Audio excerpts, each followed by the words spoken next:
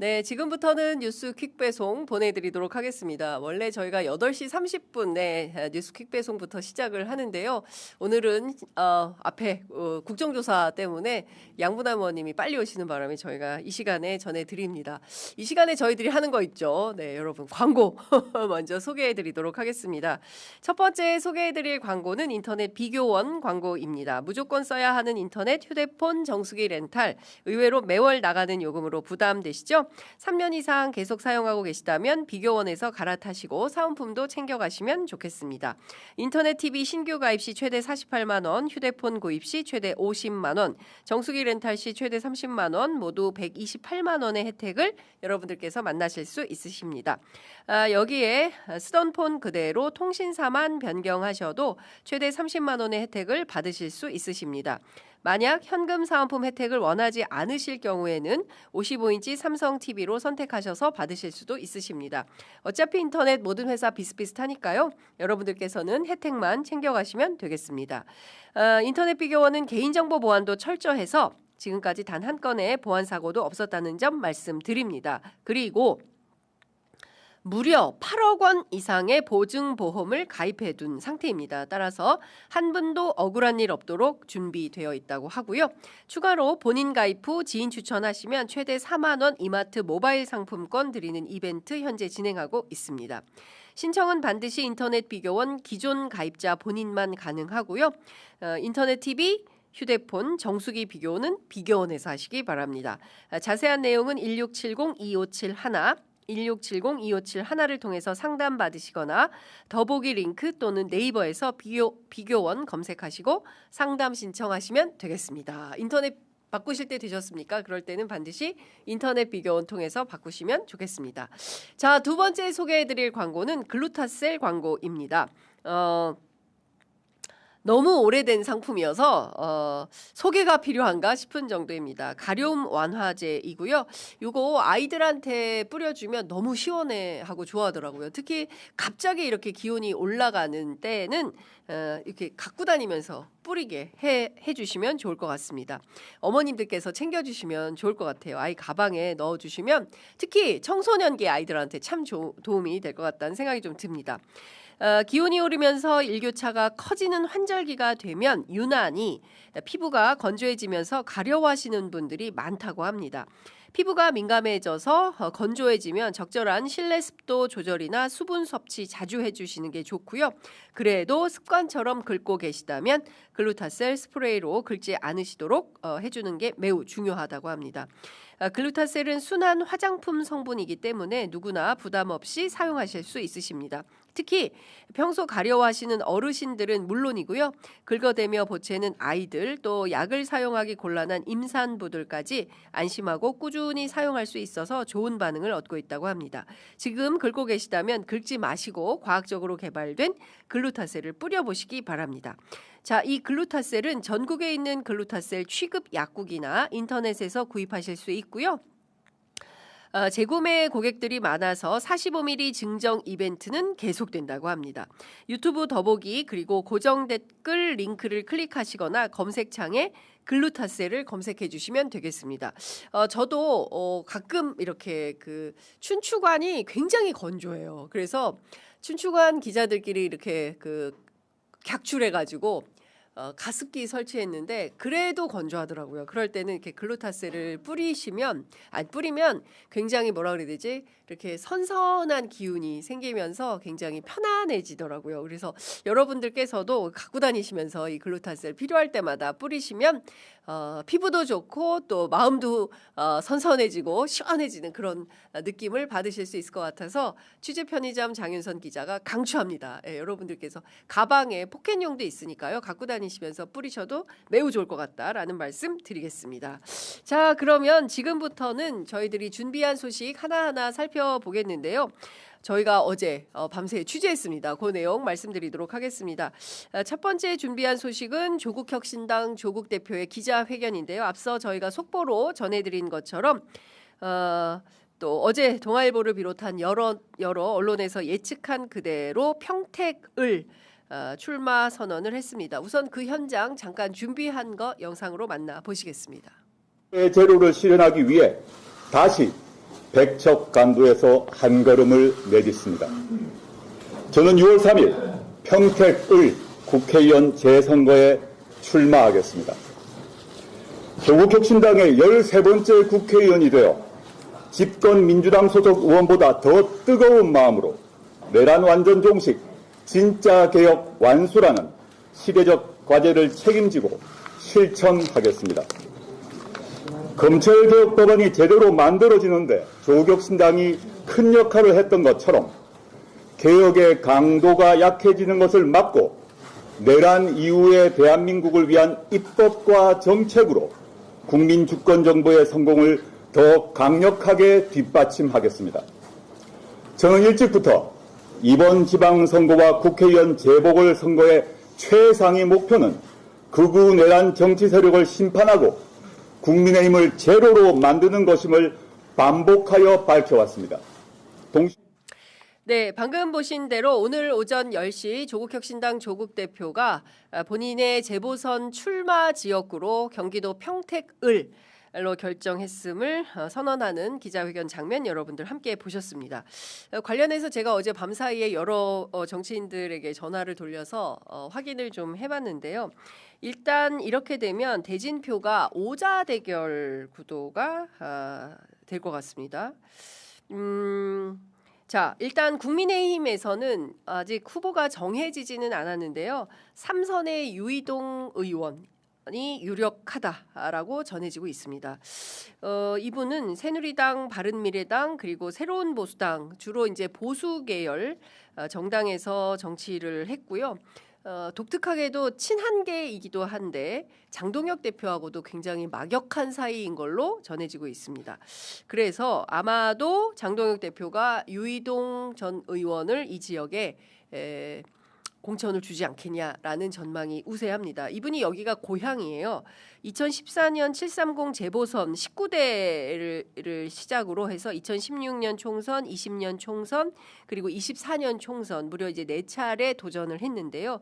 그 중에 3번을 승리했습니다. 내리 3선을 이 지역, 여기가 고향이라고 하거든요. 여기서 하고 24년에는 평택시 병으로 이 지역구 변경이 되면서 더불어민주당 김현정 의원과 대결해서 낙선을 했습니다. 43.48%를 얻어서 낙선을 한 바 있습니다. 그리고 일찌감치 여기에서 도전장을 낸 분이 있으니 바로 황교안 전 총리입니다. 자유와 혁신 당대표로 출마 선언을 하고 지금 대기 중에 있는데요. 극우의 아이콘 아니겠습니까? 그래서 평택 시민들로부터 선택을 받으실 수 있을지는 모르겠는데 황교안 전 총리가 준비 중이고, 그리고 여기 굉장히 그 유력한 후보 중에 한 분으로 거론되는 분이 있으니 바로 진보당의 김재현 대표입니다. 2008년 민주노동당 총선 민주노동당 후보로 강남을 시작으로 해서 2012년, 2016년, 2020년, 2022년 그리고 2026 무려 6번째 도전입니다. 주로 낙선을 했고요. 12년 총선 때만 비례대표 3번으로 민주노동당 그때는 통합진보당이었네요. 국회의원에 당선된 바 있습니다. 사실 민주당에 누가 될 거냐, 아직 민주당은 구체적으로 후보를 정하지는 않았다라고 전략공관이 고위 관계자를 통해서 제가 어제 확인을 했는데요. 평택을 지역구 국회의원인 김현정 의원은 민주당 안에서 삼성전자 출신을 찾고 있다라는 후문도 들린다고 전해주기도 했습니다. 이 평택 지역에 삼성 근무자가 6만 명이라고 해요. 그래서 아마도 더불어민주당에서는 이 표를 생각해서 삼성 출신 인사를 찾고 있다라고 하는데요. 파급 효과가 상당히 클 것이다, 이런 전망도 나오고 있습니다. 근데 관련해서 전략공관위 차원에서는 듣는 이 처음이다, 금시초문이다, 이렇게 입장이 나오고 있습니다. 그래서 당내에서는 구체적으로 누구를 정할지 아직은 붙여야 되지는 않고 있다, 이렇게 보는 게 맞을 것 같습니다. 근데 워낙 이것은 정치인들 간의 이해관계가 첨예하게 대립하는 것이기 때문에 누가 오느냐, 어떤 사람이 어떻게 되느냐에 대해서는 굉장히 촉각을 곤두세우는 상황입니다. 다만 이 지역은 그 귀책 사유가 민주당에게 있기 때문에 무공천해야 되는 거 아니냐라는 주장도 있지만 민주당은 그럴 생각은 1도 없는 것 같습니다. 어떻게 대결을 할지는 아마도 오늘 있을 더불어민주당 그리고 조국혁신당 사무총장 간 회동을 통해서 결론이 나올 걸로 보이는데요. 사실 초반에 합당합시다. 그렇게 그 정청래 더불어민주당 대표의 제안이 있었고 최고위 내부에서 누구 맘대로 그런 결정을 하느냐라고 해서 상당히 큰 분란과 혼란이 있지 않았습니까?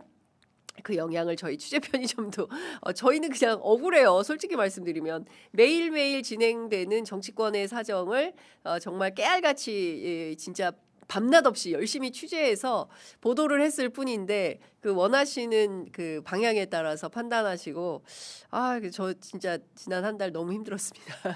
뭐 이제는 그러시지 않으시겠죠. 여하튼 이번에 어떻게 될지 지켜봐야 될 것 같은데요. 중요한 포인트는 노동자들이 많이 살고 있기 때문에 경기 남부권 노동자들이 또 진보당 지지세가 상당히 의외로 있다. 그래서 진보당 지지세를 민주당이 무시하기 어려운 측면이 있다라는 얘기도 들립니다. 보수색이 강하면서 또 노동자 밀집 지역이기도 한 이런 평택을 그러니까 마치 울산하고 좀 비슷한 성향이 있는 것 같습니다. 그래서 이 지역에 어떤 후보를 내서 어떻게 할 거냐 이게 굉장히 중요한 포인트인데 김현정 의원은 험지는 아니다. 평택을이 더불어민주당 혹은 진보의 굉장히 심각한 험지는 아니다. 이제 이렇게 설명을 하고 있습니다. 어떤 선택을 하게 될까요? 또 하나 중요하게 보고 있는 것은 연합 정치 변수가 있다는 것입니다. 민주당 주변에서는 어떤 얘기가 들리냐면 특히 이제 진보당이 이런 제안을 한다는 거죠. 지금 울산시장 선거와 관련해서 단일화 이슈가 있지 않습니까? 그래서 진보당이 이런 얘기를 한다는 거죠. 울산 줄게 평택다오. 울산 줄게 평택다오. 일종의 이제 연합딜을 요구하고 있다라는 얘기가 들립니다. 울산시장의 경우에는 민주당, 진보당 그리고 조국혁신당 세 당이 힘을 합쳐야 그래야 국민의힘과의 대결에서 해볼 만한 여지가 생기는 연합을 해야만 승산 가능성이 있기 때문에 울산은 합쳐야 되는 거고 뭐 이런 차원에서 평택 재보선을 양보를 요구를 하고 있는데 이거를 어떻게 정치 협상을 해나갈 건지도 굉장히 중요한 변수가 될 것 같습니다. 이 때문인지는 모르겠습니다만 조국혁신당에서도 황명필 울산시당 위원장이 얼마 전에 울산시장 출마 선언을 했습니다. 그러니까 포석을 울산에도 두고 또 평택에도 두고 뭐 이렇게 아주 다차원적인 포석이 놓여 있기 때문에 민주당에서 어떤 정치 협상을 통해서 후보 단일화가 어떤 방향으로 진행이 될지 지켜봐야 될 것 같다라는 생각이 좀 듭니다. 어제 밤 사이에 하남갑 얘기가 계속 나와서 하남갑 취재를 하기도 했었는데요. 하남갑 또 안산갑 두 지역에 대한 취재를 하기도 했는데 하남은 어제 민주당 얘기가 많네요. 하남은 아닌 걸로 압니다. 이렇게 전해줬는데요. 실제 그런 확인이 오늘 된 것 같고요. 안산갑의 경우에는 김남국 민주당 대변인에게 어떤 연락이 오기도 했다는 거예요. 그래서 어떤 내용인지 제가 직접 확인 취재를 해봤는데 조국 대표와 비교적 꽤 가까운 유명한 한 인사가 직접 안산갑 출마를 염두에 두고 있는 김남국 대변인에게 직접 전화 연락을 해서 안산갑 출마를 준비하려고 한다. 좀 단단히 생각해주면 좋겠다. 뭐 이런 메시지를 받기도 했다라는 얘기를 전해주기도 했습니다. 관련해서 본인은 양보의 아이콘이 아닌데 왜 자꾸 본인에게 이런 연락을 하는지 모르겠다라는 언질도 있었는데요. 결국 평택을로 결정이 되었다. 그리고 평택을에 대하여 더불어민주당이 어떻게 후보 전술을 짤지 그것은 조금 지켜봐야 될 것 같고요. 오늘 오후에 있을 사무총장 간 회동에 어떤 논의가 되는지 제가 추가로 취재해서 내일 아침 뉴스 퀵 배송 시간에 여러분들께 보도해드리도록 하겠습니다. 지방선거 분위기가 차츰 달아오르는 오늘은 D-50일 입니다. 지방선거 50일 남았고요. 내일 되면 앞자리가 또 바뀝니다. 49일로 바뀌고 점점 선거가 후끈 달아오르게 될 것 같습니다. 그런데 여러분들 제일 궁금하신 곳은 부산 북갑이죠. 예. 하정우 수석 어떤 결정을 하게 될지 오늘 또 열심히 취재해서 내일 말씀을 좀 드리도록 하겠습니다. 자, 두 번째 준비한 소식 영상으로 만나보시겠습니다.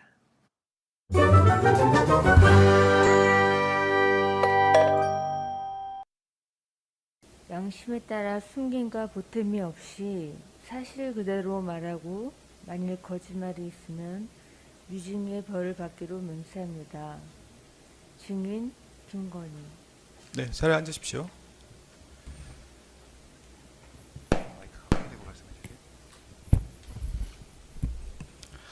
네, 증인 신문에 앞서서 이 사건은 관련법에 따라서 중개되고 있음을 말씀을 드립니다.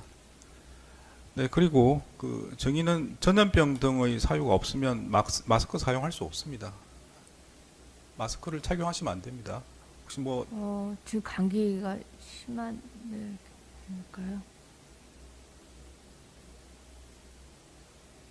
네, 벗겠습니다.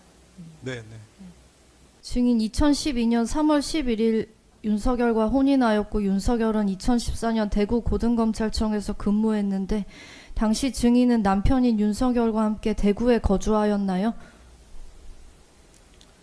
증언 거부하겠습니다. 이게 증언 거부를 하는 이유가 뭔가요? 이걸 조사받고 있는 내용이 있습니까?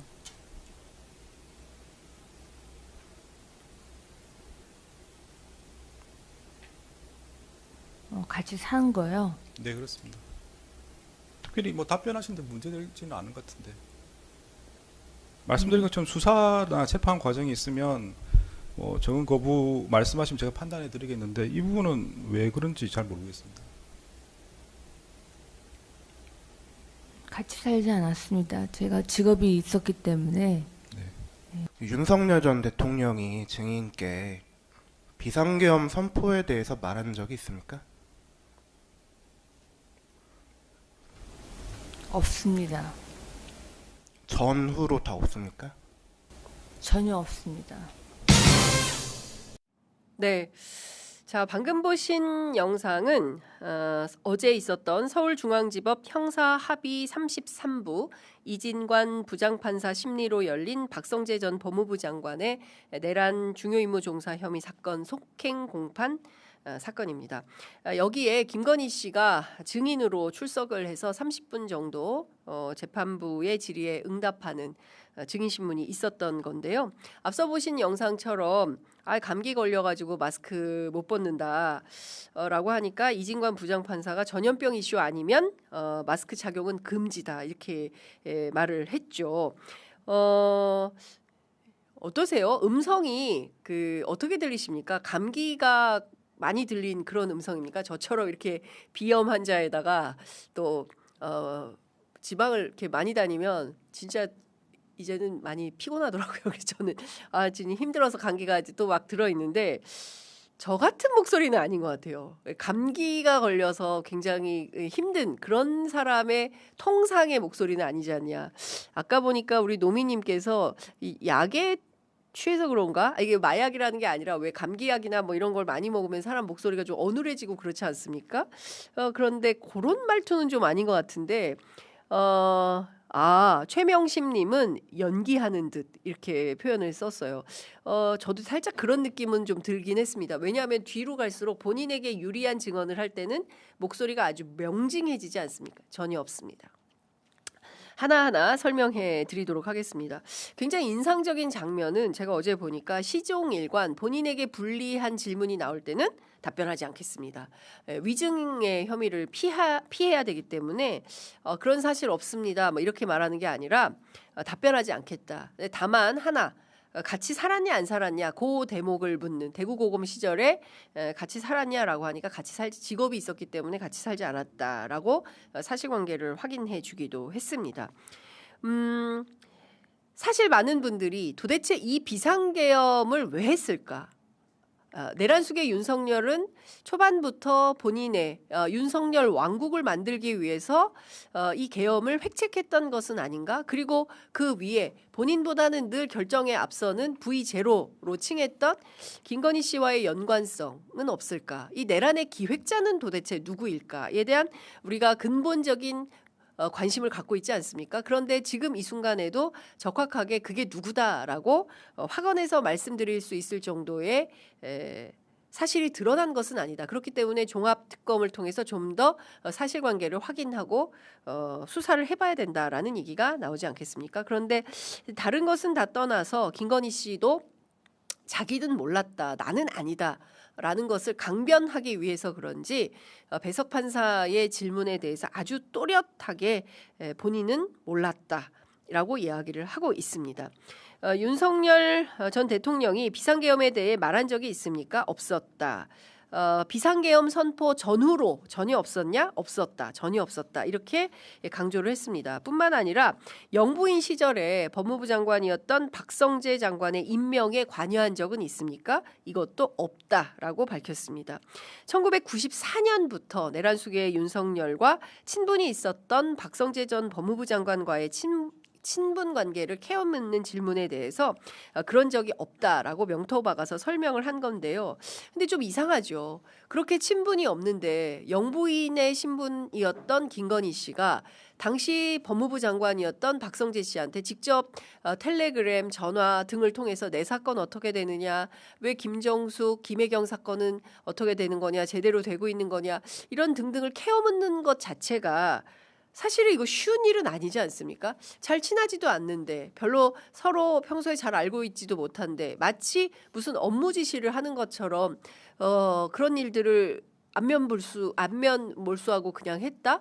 여러분들께서는 납득하십니까? 저는 조금 이해는 안 된다라는 생각이 좀 듭니다. 특히 워낙 친분 관계가 있었기 때문에 그 윤석열과 박성재 두 사람 사이에 말이죠.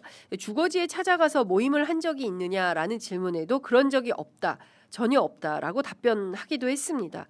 2024년 5월에 있었던 이른바 검찰 인사, 그러니까 김건희 씨의 명품백 사건과 그리고 도이치모터스 주가 조작 사건에 대해서 무혐의 종결 처리를 해버렸던 그 서울중앙지검의 인사가 나기 전에 이 인사에 혹시 관여한 거 있는 거 아니냐, 박성재로부터 보고받은 거 아니냐라는 질문에 대해서도 그런 사실이 없다라고 힘주어 밝힌 겁니다.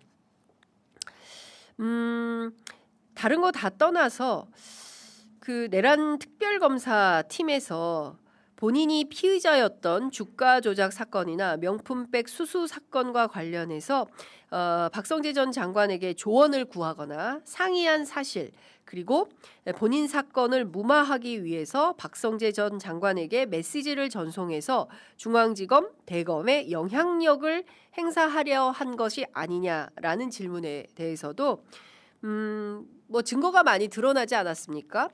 텔레그램 같은 거는 뭐 여러분들 김안빵님 아니겠습니까? 이분이 박성재 씨에게 저장돼 있는 메시지가 김안빵님으로 저장이 되어 있는데 이 부분에 대해서는 답변하지 않겠다 이렇게 피해간 겁니다. 그러니까 드러난 증거에 대해서는 자백하고 싶지 않으니까 이렇게 피해갔다라는 생각이 좀 드는 것입니다. 굉장히 어눌한 말투로 이렇게 피해갔지만 결국에는 본인이 드러난 사실에 대해서는 피해할 수는 없지 않을까. 이진관 판사가 이 부분을 그냥 묵과할 리는 없다라는 생각이 좀 듭니다. 아시는 것처럼 오늘 열리는 내란숙의 윤석열의 정치자금법 위반 혐의 재판에도 김건희 씨가 증인으로 출석할 예정인데요. 오늘 열리는 이 재판에서는 어제 열렸던 재판처럼 그렇게 어눌한 말투로 본인의 혐의와 관련해서 답변하지 않겠다라는 태도로 수미일관하게 나올지, 아니면 일정 정도 격분해서 얘기를 할지 이 재판 전략이 중요하기 때문에 뭐 저는 정해져 있다고 생각합니다. 어제와 마찬가지로 답변하지 않겠다라고 하지 않을까 싶은 생각이 좀 드는데요. 우리 언론은 지난해 7월 윤석열 씨가 재구속된 이래 두 사람이 9개월 만에 법정에서 재회하게 된다라고 보도하고 있는데요. 두 사람 어떤 표정으로 나올지, 어떤 표정으로 두 사람이 마주 볼지 저는 김건희 씨가 외면할 것 같습니다. 여러분들 어떻게 예측하십니까? 네, 외면하지 않을까요? 너 때문에 내가 이렇게 구속돼서 재판받는다 이렇게 생각하지 않을까 싶습니다. 관련해서 한 가지 더 전해드릴 말씀은 3대 특검 있었죠. 내란, 김건희, 최혜병 특검이 있었는데요. 이 자녀 사건 수사하는 권창영 특검팀이 김건희 씨 사건 수사무마 의혹과 관련해서 이원석 전 총장 그리고 송경호 전 중앙지검장을 출국했습니다. 다른 거 다 떠나서 봐주기 수사 의혹을 받고 있는 가운데 이 두 사람 이원석 전 총장, 송경호 전 지검장을 특검팀에서 출국 금지했다는 것은 이 사건 이제 수사 윗선으로 확대해 나가려고 하는 것 아니냐라는 전망이 유력합니다. 관련해서 추가로 들어오는 소식들은 종합해서 또 보도해 드리도록 하겠습니다. 10시 34분 지나고 있어서 저희가 요것만 끝으로 간단히 보겠습니다. 다음 준비한 소식 영상으로 만나보시겠습니다.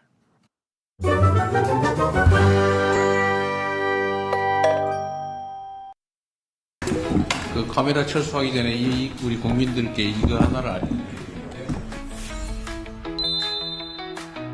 우리 국민들께서 80년대 민주화 투쟁을 하고 있을 때 폴란드의 자유노조 레흐 바엔사는 매우 인상적인 희망의 불빛 같은 존재였습니다. 그 레흐 바엔사의 청년 동지였던 분이 바로 우리 투스크 총리십니다.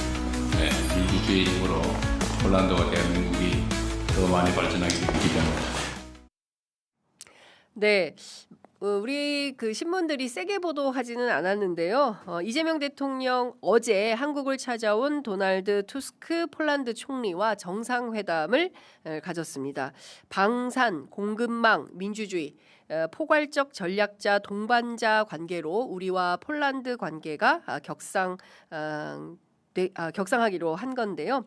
두 정상은 노동과 민주화 운동 경험을 서로 공유하면서 우리는 서로 비슷한 삶을 살았고 가치관도 비슷하기 때문에 서로 잘 이해할 수 있는 분야가 많은 것 같다라고 덕담을 주고받기도 했습니다. 저 영상 보시는 것처럼 오찬장에서도 굉장히 화기애애했던 그런 장면이 연출되기도 했었는데요. 이재명 대통령이 이 폴란드와 관련해서 언급한 것은 바로 민주화 운동 역사와 관련이 있다라고 말씀을 좀 드릴 수 있겠습니다.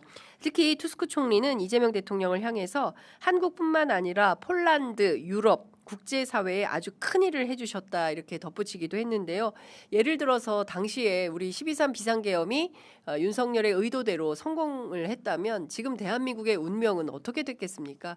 그런 측면에서 보면 당시에 정말 응원봉을 들고 빛의 혁명을 완벽하게 완수한 대한민국 국민들 덕택에 이 나라가 그래도 이 정도로 유지하면서 살 수 있지 그러지 않았다면 정말 암흑천지다라는 생각이 좀 듭니다. 특히나 이재명 대통령께서 카메라 이동하기 전에 이 얘기는 꼭 해야겠다라고 하면서 우리 국민께 이것 하나는 알려드려야 되겠다라면서 폴란드의 자유노조 레흐 바웬사를 잘 기억하고 있을 것이다라고 하면서 그때 청년 동지가 바로 투스크 총리입니다라고 소개를 한 겁니다. 여러분들 잘 아시는 것처럼 1980년대 폴란드에서 자유연대 노조운동을 이끌었던 그리고 민주화운동 공로로 1983년 노벨 평화상을 받은 바웬사 전 폴란드 대통령을 이 대통령이 환기한 것인데요. 이재명 대통령 어제 이런 발언을 했습니다. 대한민국이 1980년대 민주화 투쟁을 하고 있을 때 폴란드의 자유노조와 바웬사는 매우 인상적인 희망의 불빛 같은 존재였다라고 밝히고 민주주의의 힘으로 폴란드가 지금 유럽에서 가장 많이 성장하고 발전하고 있는 점을 알고 있고 민주주의의 힘으로 폴란드와 대한민국이 더 많이 발전하기를 기대한다라고 덧붙이기도 했습니다. 이렇게 연대하면서 국제연대로 대한민국과 그리고 폴란드뿐만 아니라 전 세계가 이제는 전쟁의 늪에서 헤어나와서 평화로운 전 세계가 좀 됐으면 좋겠는데요. 어떻게 될지 잠시 후에 이어지는 국제뉴스 코너를 통해서 여러분들께 또 한번 설명해 드리도록 하겠습니다. 자, 오늘 준비한 퀵배송은 여기까지 하겠습니다.